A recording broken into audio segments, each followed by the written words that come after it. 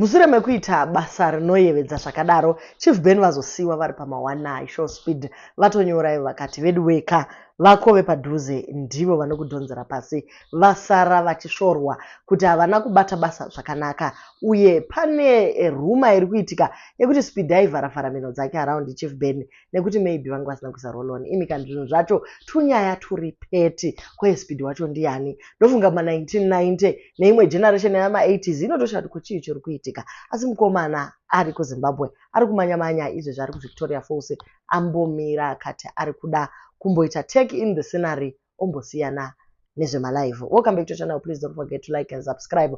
Nezuro yaingova zhowezha but maZimbabweans akadadisa zvikuru paTrababla sister chipo vachidhonza mota ikafamba kudarika Speed naika akaenda kwaUmbare akanodya enyama yakamublow out of his mind uko akapiwa jezi renyika rine Zimbabwe bed nezvimwe zvakadaro. All this beauty and the community following and everyone happy to see Show Speed. Aiwa, Chief Ben vazoshorwa nevanhu vakawanda, vamwe vachitaura zvakasiyana-siyana uye hazvina kuvabata zvakanaka. Asi Tewo Events nana Hodzeko nana Maititi vati aiwa isusu tinomira newe.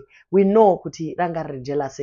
Musakangamwe panga pana na Shasho, panga pana Miss Universe avakangoblutikwawo na Speed. Papana na designer atiperi vakangotariswawo kukanzi mukomana akatoshamisa designer. What are you talking about? Vana Magic wacho nevamwe vakadaro. People will just talk because vanenge vasina kuwana chance yekupinda mota muna Speed vachifambiwa navo. Vakaenda kunoresa vakapfeka maovhorosi avo. But mukomana akatoshamisika kati uyu kochiko chiri kuitika zvamunenge mungoriwo kagrupi. All the criticism nebasa rakanaka rakaitwa na Chief Ben, Tewo decide kumunyorera tsamba ndokuti iye Chief Ben listen yanga. Ndakakuona uchikura uchiuya pachechi Mufako North SDA.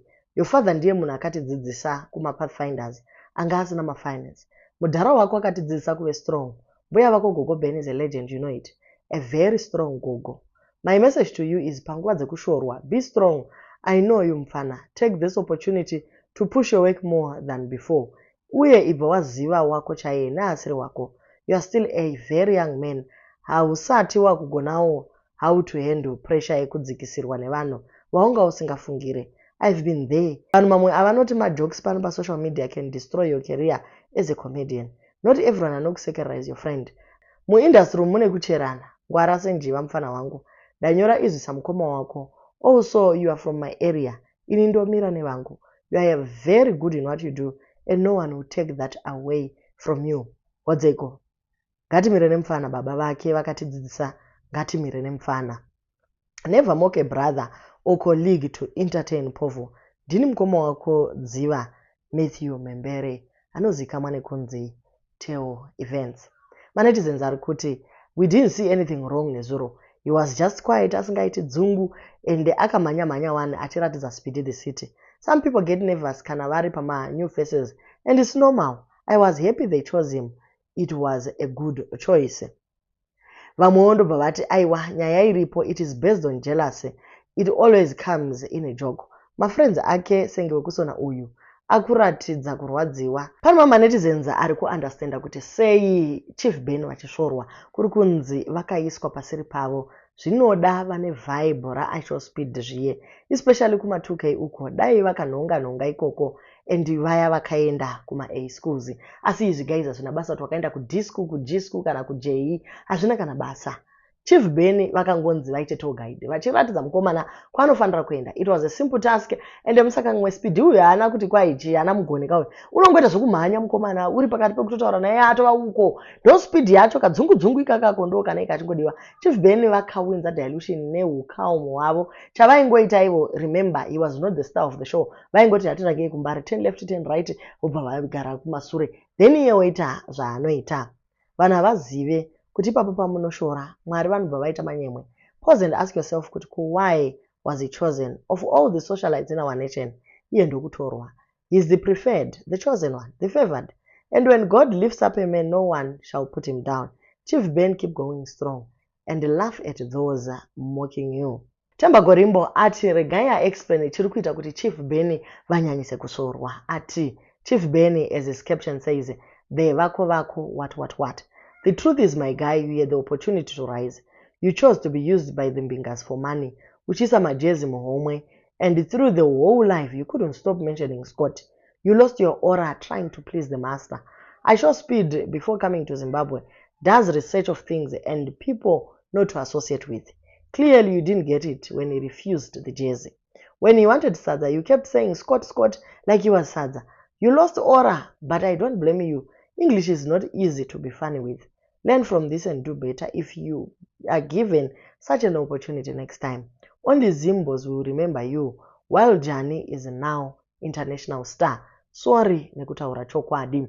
So Jani makamuona guys mudiwa akabva angopinda nevibe iroro rechi2K rekungoita noisy achibva atongonza twini chero iye anga akuda kudzokera kumashure akufambira kumashure aiwa Speed aitoti kwaripi twini wangu. So nyaya iripo ndeyekuti Chief Ben vakaburitsa jezi raNathan mwana wapokelo achibva ati Speed aiwa we akati aiwa haisiri timu yangu yawakutambirai wakuda kuburitsa blue pakadai who's Nathan who's Scott ende pasina nguva zvakare vakati vaenda kuclub Manheru vana vaScott sakupwanya vakauya muclub kuti vazotora picture naSpeed akati aiwa hatiisi vana muclub.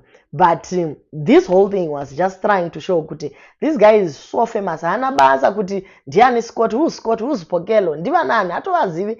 Mukomana hatodi macloud chasers hade kushare fame yake anongozviitira oga. So kusvika kuti inini ndinonzi ningi ndiri Miss Universe. Vakangodaro kwa one sister vakasundwa kuside mukomana akaita zvinei naye. Mwana mudiki is only 20 anoita zveSpeed. Zvinei nedzungu ndo zvake. Zvimwe zvese zvirei ratongova drama. Maititi vati ivo. Don't worry, brother. At least you were there with him the whole time without forcing things. He never said he doesn't know you like he did to that wannabe. Noticed. You are humble. And please, if you have a red card, change reds. That's how it goes. Wakakosha. Well done, Chief Ben. So maititi vati aiwa ndizvo mukomana usambodzokera kumashure tinowati chimuka, but in this case hauna kutombowa kana ivo vakazviintroduce vakaiignorewa ndo vanofanira kuva vachichema vakuda kushifta blame vachiisa pana chief.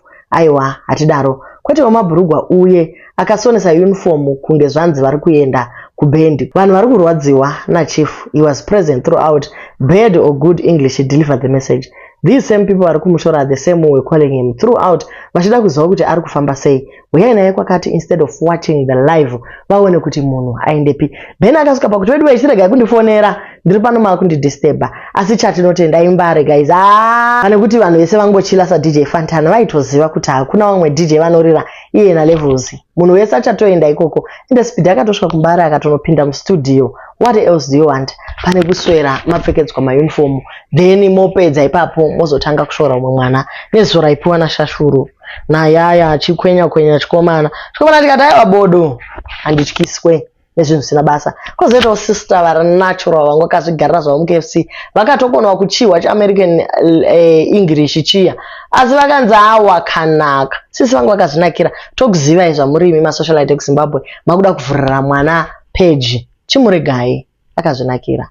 Thank you guys so much for watching. Please don't forget to share, like and subscribe.